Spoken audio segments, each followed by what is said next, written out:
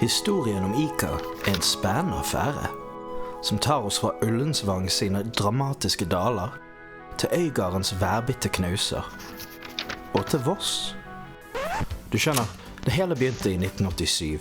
Gro Harlem Brundtland er statsminister, Kate Gulbrandsen representerer Norge i MGP, det er statskupp i Tunisia, og Egil Nysæter tar initiativet til å opprette et interkommunalt arkiv, det første i Norge, etter Rogaland. En institusjon var dermed født, og startet livet sitt i bygget til Statsarkivet i Bergen, men er i dag plassert her. Et helt eget sted som organiserer og lagrer arkivene til de forskjellige kommunene i Hordaland.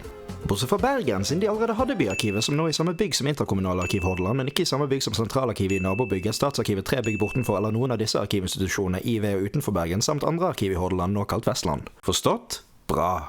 Men tilbake til begynnelsen. Fordi det var ikke alltid slik at ICA oppbevarte arkivene til kommunene i Hordaland. Når ICA først kom i full sving, var det kun brukt som et sted hvor kommunene kunne sende uordnet arkiv, slik at det kunne bli ordnet og deretter sendt tilbake til sine respektive hjemkommuner. I denne spede begynnelse var det bare 4 ansatte i ICA. Det var her, i 1987, at de første møtene ble holdt, og de første eskene ble sortert. Og etter en stund begynte arkivet sitt volum og ansvarsområde å vokse.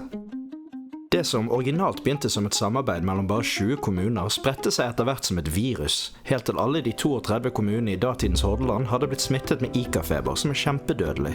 Og hvem vet hvor langt vi kommer til å strekke oss? Det er ikke alltid så lett å vite. Selv om vi før i tiden bare sorterte arkiv for kommunal oppbevaring, så har det alltid vært viktig å reise ut til alle kommuner for å få en oversikt over tilstanden til de forskjellige arkivene. Noen henteoppdrag kan være enkle, mens andre kan være en smule mer utfordrende. Noen er bare en kort kjøretur over Askøybrua, mens andre kan ta litt tid, og da mener jeg spesifikt turer til Etne, som består av 7 timer med kjøring frem og tilbake, og som tar oss over ikke bare 1, men 2 ferger, og svinger dessverre innom det beryktede Rogaland. Men uansett hvor vi reiser, så har deponeringsarbeidet vært en gyllen mulighet til å se alle de forskjellige vakre områdene som Hordaland har å by på, noe som har vært en viktig del av arbeidet til ICA gjennom alle år, og som fortsetter til den dag i dag. Spesielt etter at vi begynte å oppbevare kommunalt arkiv inne i Fløyfjellet i 2004. Om arkivet omsider når frem til Kalfareveien 82 i Bergen, så begynner det faktiske ordningsarbeidet. Og det var ikke så annerledes på den tid, slik vi gjør det i dag. Mye av arbeidet er det samme, men en god del har selvfølgelig blitt mer høyteknologisk. Her skal alt sorteres, digitaliseres, registreres, ombokses, limes og lagres. Og volumet på arkiv som vi kan håndtere har økt betraktelig opp gjennom årene. Antall deponert materiale fra de forskjellige kommunene strømmer stadig på, noen mer enn andre. Og vi er meget fornøyd med at den ordnede arkivbestanden sakte, men sikkert tilsvarer det totale deponerte materialet. Med andre ord så går ting så det suser.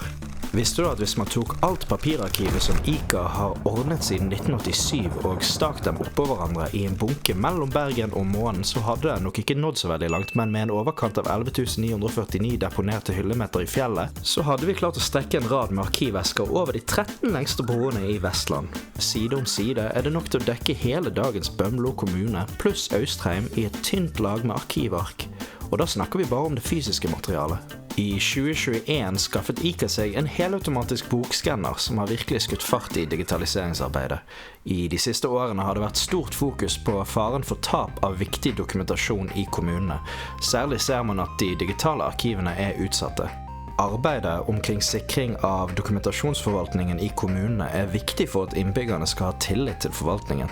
For å hjelpe Hordalandskommunene med å forenkle prosessen med avlevering av digitale arkiv for langtidsbevaring, har vi opprettet en produksjonsløype for uttrekk og avlevering til digitalt sikringsmagasin. Med nye investeringer og et tydelig mål i sikte, så kan man trygt si at ICA i nuet er godt rustet for veien videre. Vi er veldig glad for å ha muligheten til å ha en hånd i hvordan fremtidens kommunale arkiv kommer til å se ut. Sånn som på kontaktkonferansen som blir arrangert hvert år på Solstrand Hotell og Bad.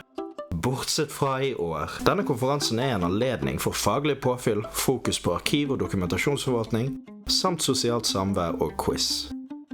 Etter 35 eller 36 pluss år med erfaring fra oss, så kan nå alle mennesker i for eksempel Feie vite at deres arkivdokumenter er lagret tørt i et fjell i Bergen, og at de alle kan sove trygt om nettene før en stor fisk kommer og spiser dem. Og mens Feie og alle som bor der blir spist, så håper vi at resten av de kommunale arkivene rundt om i Hordaland stoler nok på oss og våre ferdigheter til at de blir med videre i dette arkivsamarbeidet som kanskje en vakker dag kommer til å ta slutt, men som kanskje aldri blir det, og det kommer mer og mer, og det slutter aldri, og Fløyfjellet fylles opp, og det stopper aldri, og du spør deg selv, hvorfor meg? Men så kommer Knut opp med noe lurt som strekkoder eller noe sånt, og så blir det faktisk fullført, og vi får endelig dra hjem.